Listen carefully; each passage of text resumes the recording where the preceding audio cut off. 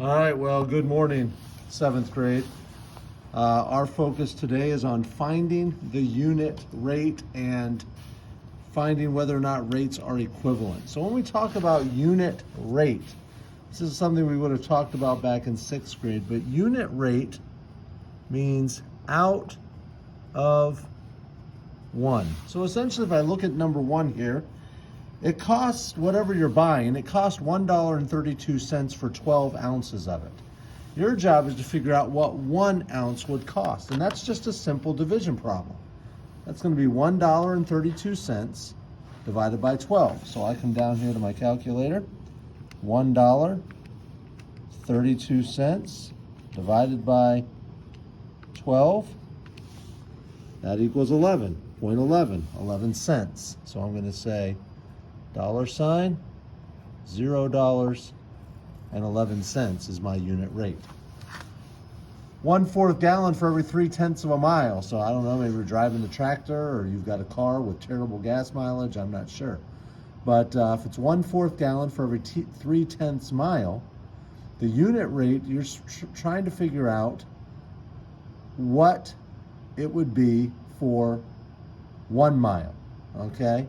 1/4 gallon for every 3/10 mile, what it would be for 1 mile, okay? So we're trying to think, well, okay, that's interesting. So first of all, what I want to do is I want to take my 1/4, which is how much, and divide that by 3/10, all right? So that's going to be 5/6. Okay, so 1/4 of a gallon for every 3/10 of a mile, I get 5/6. That means for every 1 mile,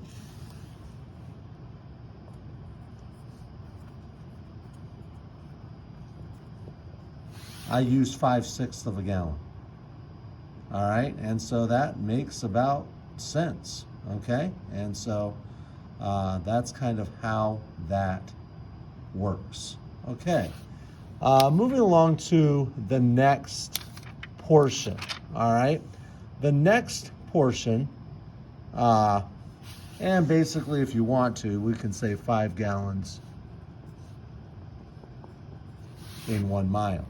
Okay, now if we want to go to our next part, this is about telling whether rates are equivalent or not, okay?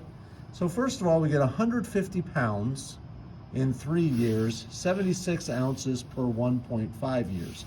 What I want to do first is set up kind of a proportion here, okay?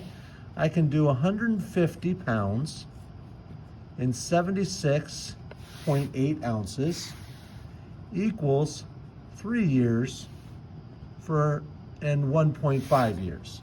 I want to see if this relationship, okay, between the pounds and the ounces is in 3 years works with the 76.8 ounces per 1.5 years. Now, here's something you need to be very careful of that you need to check. We have 2 different relationships here. Okay, we have 2 different relationships here in pounds and ounces. So here we have pounds, here we have ounces. So I need to either turn my pounds into ounces or my ounces into pounds. All right, well, I'm going to go ahead and turn the ounces into pounds. Now we should know from our measurement that it takes 16 ounces to make 1 pound. So I'm going from ounces to pounds, so 1 ounce is less than 1 pound. So my measurement is getting bigger, which means my number gets smaller, which means I divide.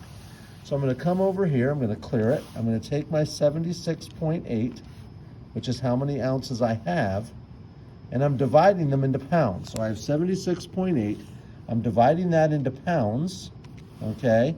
16 ounces make a pound, so I divide it by 16. That equals 4.8, okay? So I'm going to take my 76.8 and I'm going to replace that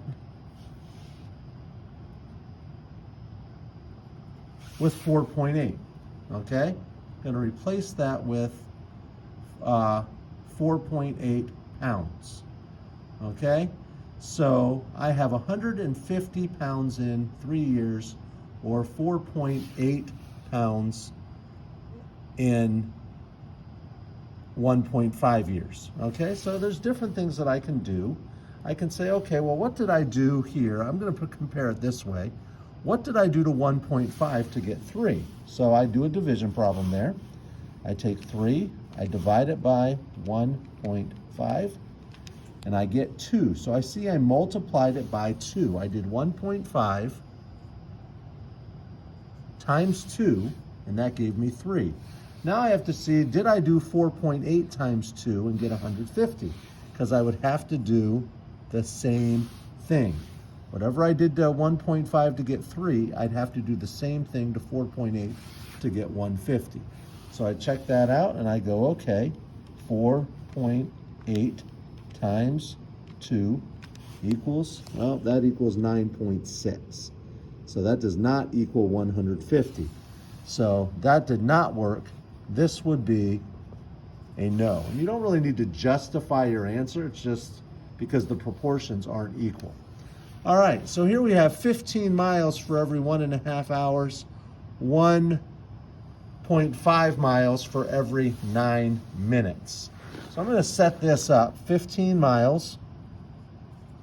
And instead of 1.5 hours for ease on my calculator, I'm going to make that 1.5. And then 1.5 miles for every 9 minutes. Okay, 1.5 miles for every 9 minutes. So I'm going to come over here, and it's going to be 1.5 miles for every 9 minutes.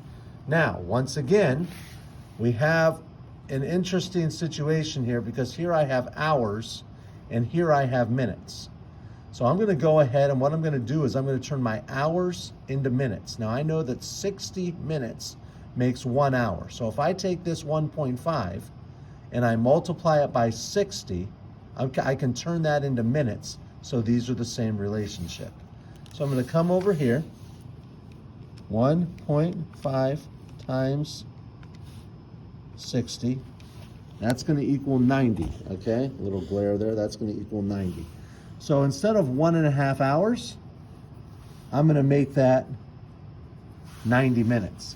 Now there's going to be another way that I show you how to do this. The way we did it before, with seeing what we did from this number to get that number, and you can use any pattern. You could use what I do to this number to get this number, what did I do to this number to get this number, or vice versa. We could have done 3 times 50 equals 150, and then saw if 50 times 1.5 equaled 4.8. That wouldn't have worked either. If it's a true yes, it'll work yes every way. If it's a no, it's going to be a no every way. Another way to do this is what I call cross multiplying, where if these ratios are truly equivalent, 15 times 9 will equal the same thing as 90 times 1.5. So I'm going to go into my calculator, I'm going to clear it, and I'm going to punch in 15 times 9. Well, 15 times 9 equals 135, okay? So now I'm going to try 90 times 1.5 and see if that also equals 135.